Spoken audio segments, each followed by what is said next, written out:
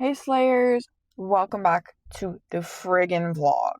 Today I'm filming a Q&A for all of y'all. I posted a poll on my Instagram and I had people shoot me DMs with whatever they wanted to know about or whatever they were curious about. So I wrote down in my cutesy little journal all sorts of your questions and I'm going to answer them for y'all. I also mic'd up today, so hopefully we have some better audio than my last video, but we will see. And hopefully it alleviates the background noise of my dog barking because my little Maverick, bless his heart, is very, very loud. But I hope you guys are all having a wonderful Wednesday, Tuesday, Monday, literally whenever you guys are watching this, I hope you're having a wonderful day. And hopefully I get this edited and out very soon. But let's get right into it. I'm going to start with general questions about myself. First of all, yes, I am an 08. I had a lot of questions that were asking me how old I am. I am 17. I am a 2008 baby. Tried and true. Your girl's a youngin', but this is my year. I'm growing into an adult, getting that unk status, but it's time. It's definitely time. I'm ready to be 18. This is a good one. How do I balance school and the gym? This is something I see a lot of people struggle with. They tend to focus on one more than the other, or they give all their time to what they want to do and not what they have to. For me, I personally have always been a straight A student. I'm very, very studious. I don't understand kids and teenagers. I don't understand not taking action and initiative with your education, because especially in America where it is given to us free, we have access to a free education in most places in America. I don't see the point in not taking advantage of that while you have the access to it, and it seems very selfish to me. So I have always given a lot of time and energy to my education and to my schooling, and I think that the balance came naturally for me because I was already an athlete previously before I started bodybuilding or lifting or anything like that. So that balance definitely came natural to me. But I'd say to hone in on what really matters to you and do what you have to do first and then do what you want to do next. Because that's going to set you up for success later on in life, because you will get your responsibilities done and you'll have your priorities straight because it will already be a habit that you set in stone when you were younger. That's my take on that. Future goals. This is something I'm having a very hard time with. I posted a TikTok about this the other day. I am a super driven individual and I have big dreams. I want to do something amazing. I want to do something great. And I got to this point. I'm about to graduate. I've got 2 months left of school. And I have everybody asking me, what are you doing for college? Where are you going? This is a canon event. Everybody goes through this, but I didn't realize how suffocating and how stressed out I would be until it happened, because I don't have an answer. I don't know where I'm going. I don't know what I want to do. I know I want to help people and I want to do something in the healthcare field is where I'm leaning towards, but I don't know. I don't know for sure anything. So my future goals are to do a profession that I love, that is lucrative, and somewhere I can help people and share my faith, my kindness, my faith, my empathy, my love for others. I want to do something where I can serve other people. That's my goals for now. Another goal of mine, fitness related, is to step on stage eventually. I think I've decided that I do want to compete, whether it be next year or years down the road. I have all the time in the world, but I do think I want to step on stage just to prove myself that I can do it and I'm capable, because I know I am, but I want to have evidence. And I also want to see what my physique looks like on stage. I do. I want to see what I look like stage lean. So that is a fitness related goal. Favorite video games was a question I got. I actually don't play a lot of video games at all. My brothers do. Bless their hearts, I love them, but I don't really know much about it. I was a Minecraft kid growing up. I played a lot of Forza, Terraria. I mean, obviously I played the Wii, so I played Mario Kart and all that, but I don't really know a lot about video games when it comes to that whole plethora of things. I don't know a lot. But if you have any recommendations of ones that I should try, let me know, because I'm down to try anything once. Let's see. Hobbies outside of lifting. This is a great one. I love hiking. I'm from Colorado, so I'm a big outdoorsy girl. Love going on walks. I love me some rock climbing. I'm not that great, but I love it. I'm not bad by any means, but I could use some work. Obviously, anything is going to take practice to get good at, so I just need to go more. I love rock climbing though. I used to be a big runner. I ran track, and I honestly love distance running, not like to be competitive or anything, but it's therapeutic for me, and when I get burnt out with lifting, it's the form of exercise that I turn to. I genuinely like it most of the time. Running is hard, and again, it takes practice to build your endurance up, but it's something that's so rewarding, and you can't really explain the feeling of runner's high until you experience it. And I run a lot more in the summer. That is when I run, and in the early spring. So these next coming months, we'll see. I'm really still loving lifting right now, but sometimes I do get burnt out and I need a little bit of a break or just like a change of pace, and that's what I like to do. I like to craft. I do.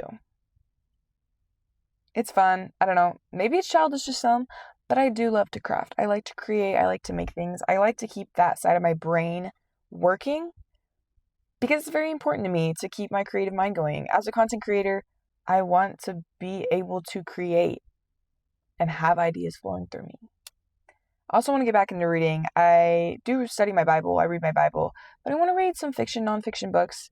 That's a big thing I want to start doing. I love podcasts. I'm always listening to podcasts, whether I be walking, getting ready in the morning. Literally, podcast is in my ears. I love learning. I love to read. I read a lot of scientific studies about fitness, nutrition, all of that. So I do read. I just don't read books, which is what I want to start. But I absolutely love learning. I think knowledge is power, and it's evident. When someone is smart, it's evident and it's attractive, and I love it. And I want knowledge abundantly flowing through me because it's so powerful. And to have that connection, it just helps you have connection with other people, is what I'm trying to say.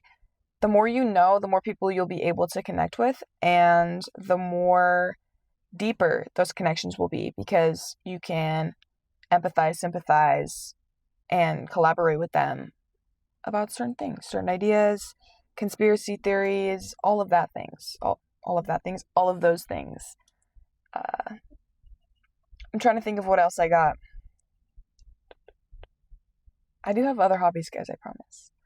Those are just some brief ones. I love swimming.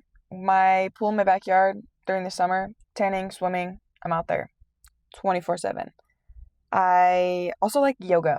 I like to practice yoga and meditation. I'm a big, woohoo, health, hippie type girly, so I like to practice my meditation and do my yoga and stretching and do my little holistic wellness girly things, because that's what's important to me. I want a healthy body, a healthy mind, a healthy soul, and that's what I love. That's what I love to do. So I'm gonna do it. I'm also a big museum girl. If I get the chance to go to museums, I'm gonna go. I like art a lot, and I also like botanical gardens. I try to go everywhere I travel. My grandma actually started this with me, but she likes to go to the botanical gardens. I think it's a beautiful practice to go travel around the United States and see all these beautiful plants. And obviously they're all different because they all have different native species. So, yeah. I could yap about that forever, but we're going to move on to the next question. All right, baddies. I think I'm going to move into fitness-related things now. Favorite ab workout? Weighted ab crunch. It's easy. I don't have to think about it. I can do it till failure. I can progressive overload it. It's going to be my favorite forever. I also like decline sit-ups. Those are very, very good for building muscle. That's what I was doing before I started doing the weighted ab crunch machine, and they helped a lot, I will say. How to progress on a cut. You should be progressing on a cut if you're doing it right. Bottom line. I'm going to just be so honest. If you are not progressing on a cut, you need to go back, look at your macros, look at your meal plan. You got to fix something because you're not doing something right. A lot of people tend to still prioritize protein on a cut. For me, I'm constantly looking at my carbs and trying to see how I can get as many carbs as possible on a cut, because that is how you're going to maintain your progress and see progression in the gym, is if you are fueling your lifts properly and making sure that you are having an adequate amount of carbs still. Protein, I say, especially when you're cutting, 0.8 grams per pound of body weight.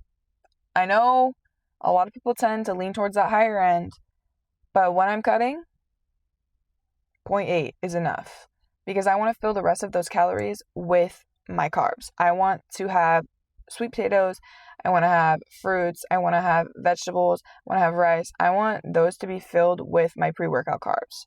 So you need to go back and relook at your stuff if you are not progressing on a cut. I also think a lot of it can be mental. People get in their head when they are cutting and they think, oh, I'm going to get weaker, blah, blah, blah, blah. No! You got to go into the gym with a good headspace, good mindset. You got to be like, I'm going to progress. I'm going to try my hardest. I'm going to push for the other rep.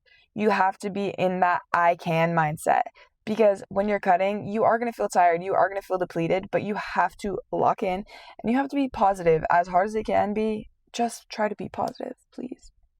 Please. For the sake of you and your progress. Be positive. Stay positive.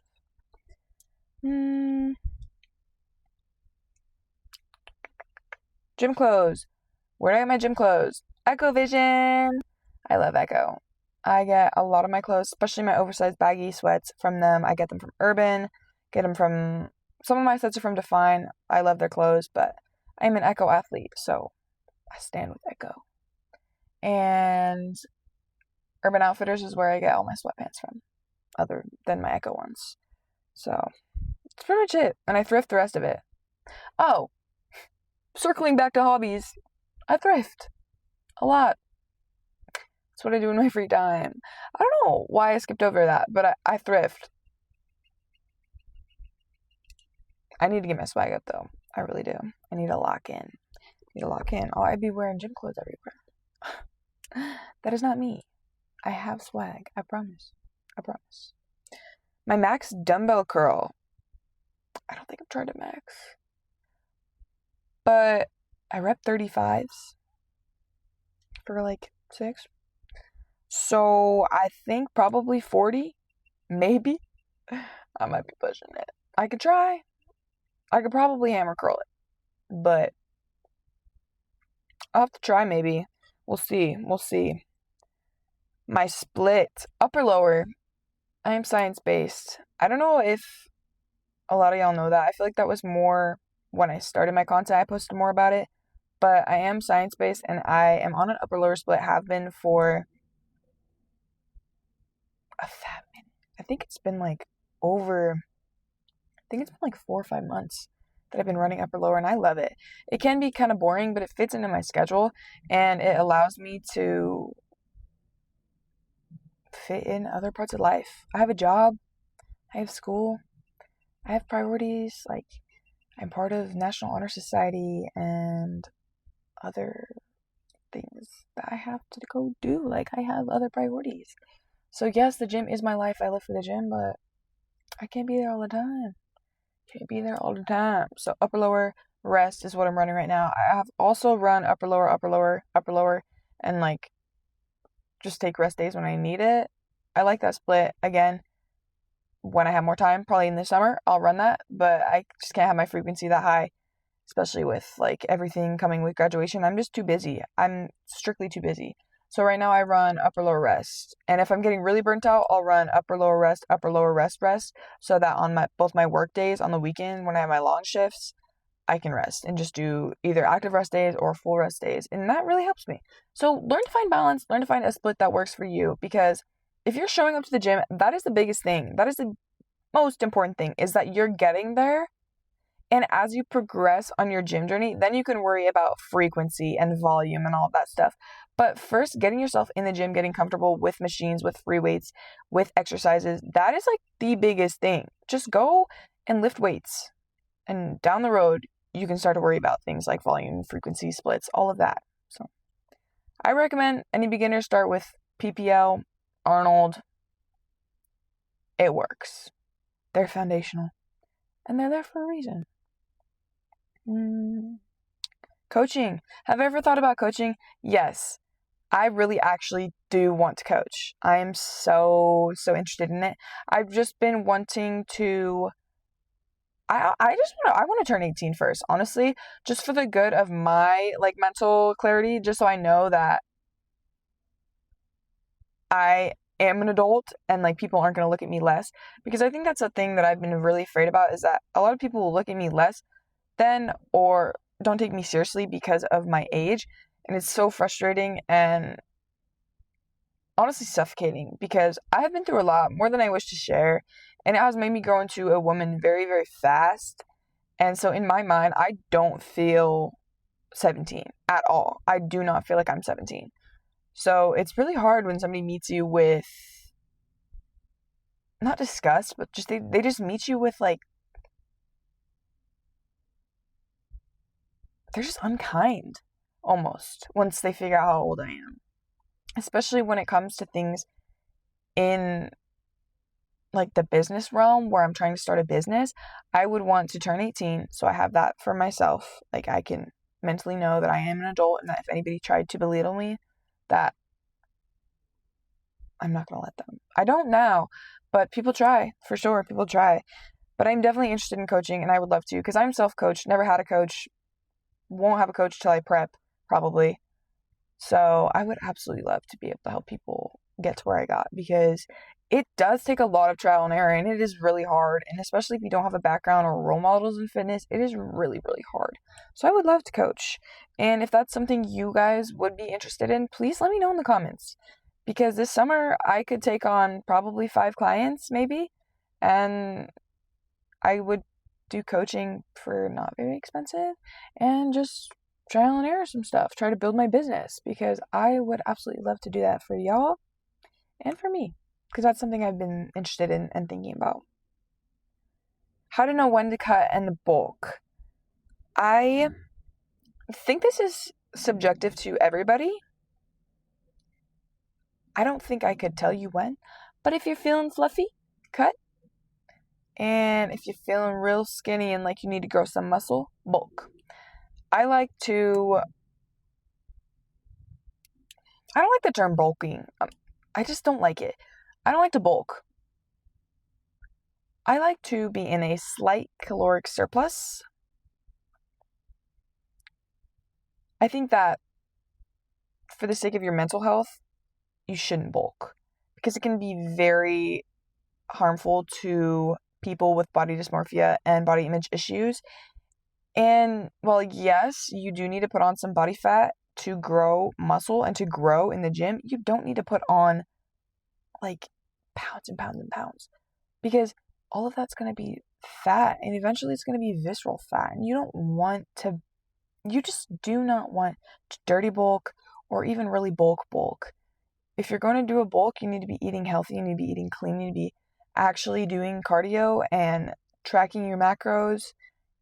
You need to be dialed if you're going to bulk. I think it's very damaging, and honestly, I wouldn't do it. So y'all, slight caloric surplus. You hear me? Slight caloric surplus. And grow some lean muscle tissue. Y'all got that? Let's see.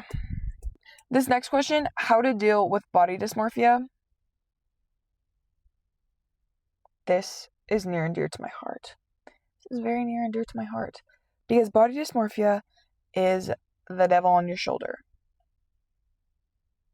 It will crush you, and it will crush your confidence, and it will kill your love for the gym. It will kill your spirit. And I hate it, but everybody deals with it. And the way I deal with it is if I'm feeling that body dysmorphia kick in, baggy clothes. I don't have to look at myself if I don't want to. That's the beauty of a hoodie and sweatpants. Throw on some baggy clothes, go to the gym, hit your lift. You're going to feel better regardless if you do your lift or your cardio or whatever you're going to do, because you're getting in there, you're moving your body. So that's step one. Get there. Wear things that you're comfortable in. And then, honestly, tracking your macros and stuff helps a lot with body dysmorphia. If you're really struggling, I recommend tracking, because then you can prove to yourself, you have evidence that you are eating right, you're eating the right calories, and tracking your weight as well. It helps. Either way, if you're trying to gain muscle or lose fat, it helps, because you have evidence that you can see, actually numbers you can see. Because you can see yourself, but that's body dysmorphia. That's where that comes to play, because you might not know what you look like. Honestly, I have been 89 pounds up to 165, 170 on the same frame. Same height. Me. Same frame. So I honestly have no idea what I look like. I get a lot of questions about that. They're like, oh, you're so lean. I don't see it that way. So don't think that you are alone. I struggle with it. Thousands of people struggle with it. My near and dear friends struggle with it. My mutuals struggle with it. Body dysmorphia is real. And if you're struggling, get some physical evidence. Track your weight. Track your macros. Put on those baggy clothes. Just do anything to distract yourself, because it's a silent killer. But it's mental. Remember that. It is mental. Let's see. How to not focus on food noise, overeating on a cut. Well, plain and simple, you're going to be hungry at one point on your cut if your calories get low. You've got to learn to say no. Got to remember your why. And you've got to remember it's temporary. I like to say, and I think I have evidence, you only have to get lean one time. One time. You only got to do this one time. Then you can maintain. You know? You got to put that into perspective. It's temporary. It's temporary. The pizza you are looking at on your plate right in front of you right now is going to be the same pizza 3 months from now when you're done cutting. And it's going to taste a whole lot better when you're shredded. Just remember that. Just remember that. Food noise is going to be there too. Drink water, diet soda, electrolytes. Make sure that you are properly fueling on your cut. You're not in too much of a deficit. But that hunger is going to be there. So you just have to learn how to say no and how to remind yourself of your why. Let's see. Something I wish I knew sooner was that food is not the enemy. Food is fuel. Food is a tool. And food is a metric. It's a science experiment. Literally, once you get that through your head, it's a science experiment. It makes lifting and food so much easier. Because cutting and bulking and maintaining, gaining, all of those things, it's a science experiment. You get to see your body change, and you get to track these things. And once you learn how to properly fuel yourself with all of the macronutrients and micronutrients, it's amazing. It's so cool, because you still progress in your lifts. You're still eating. You're not starving yourself. But you get to see cool shit like ab veins and bicep veins, tricep veins, shoulder veins, all these new, more defined muscles.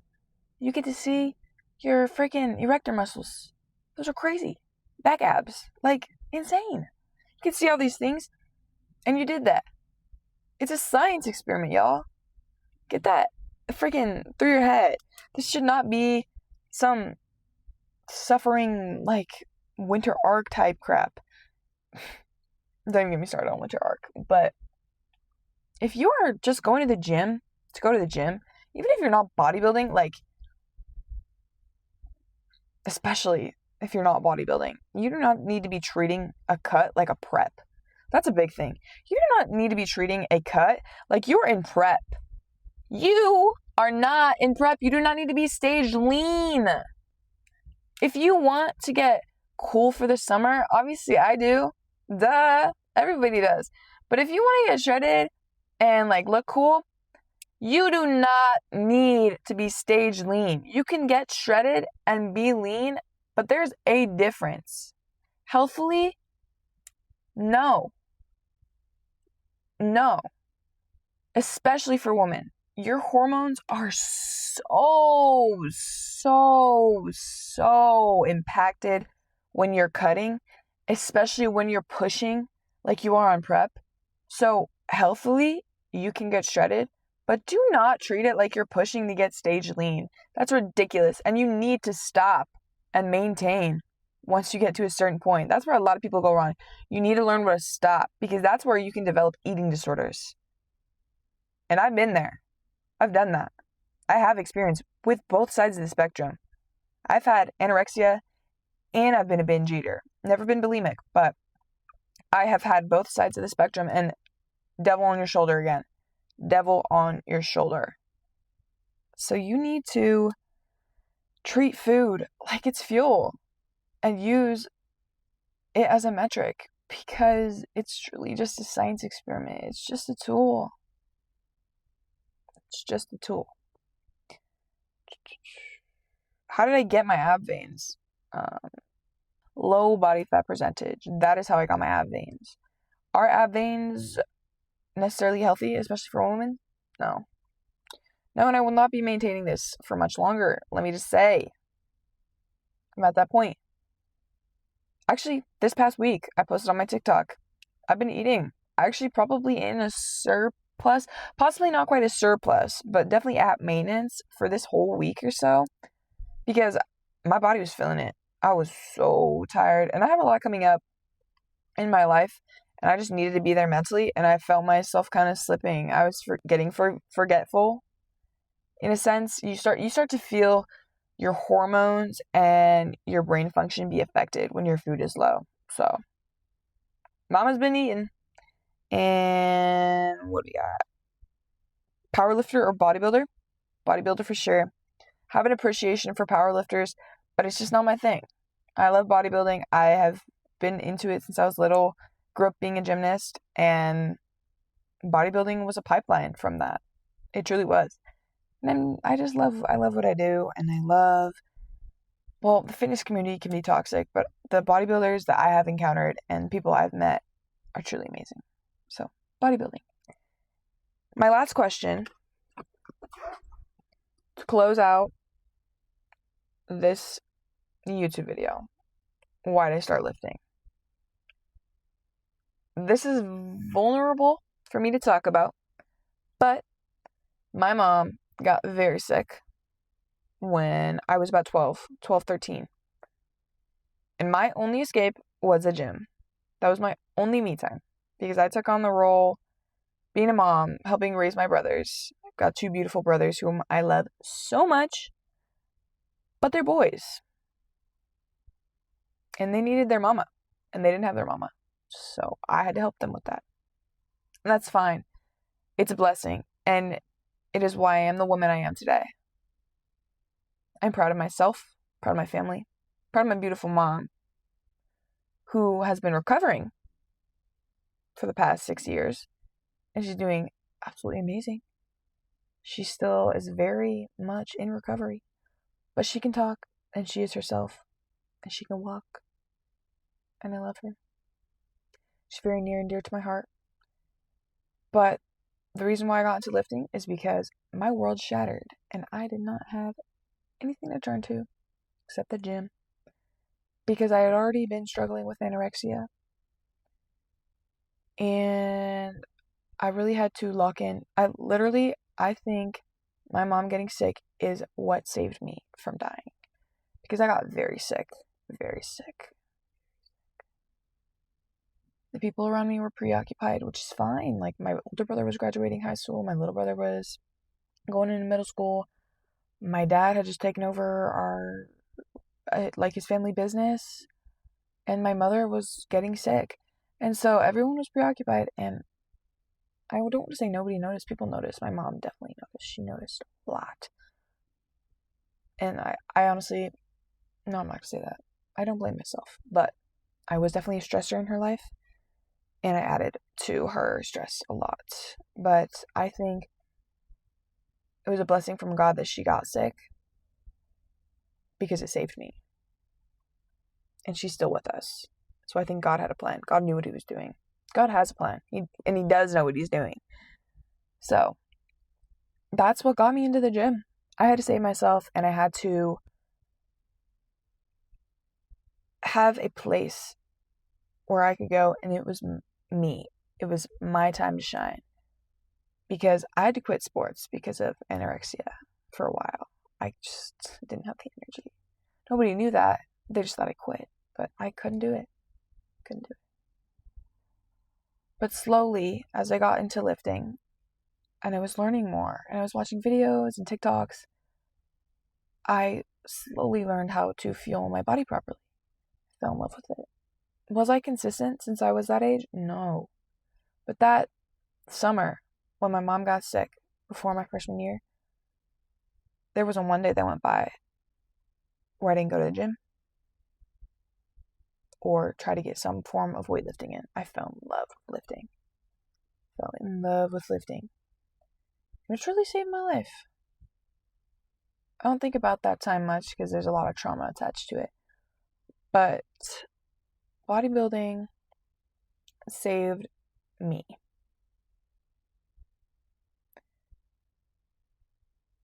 Yeah.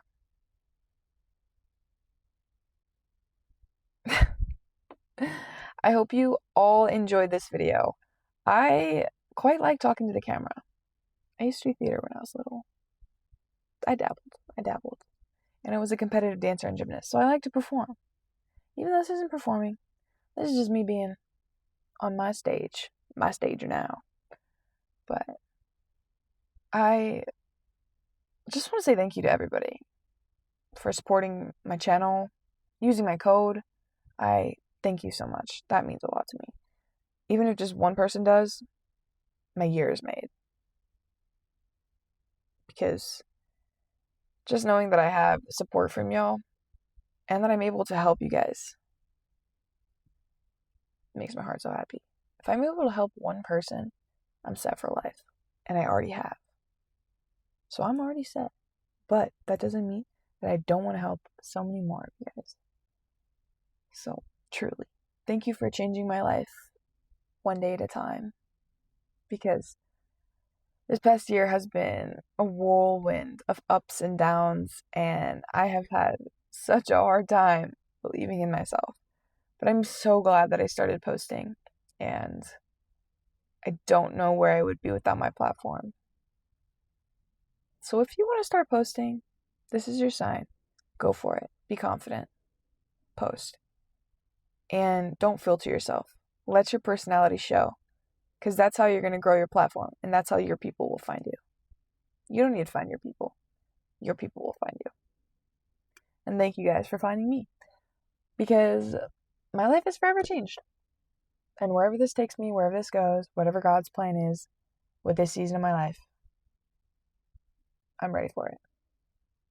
And I love content creation. And I love you guys. So I hope you have an amazing rest of your day. And I hope you enjoyed the vlog. I hope to do more videos like this in the future. And hopefully y'all get to learn more about me. Peace, y'all.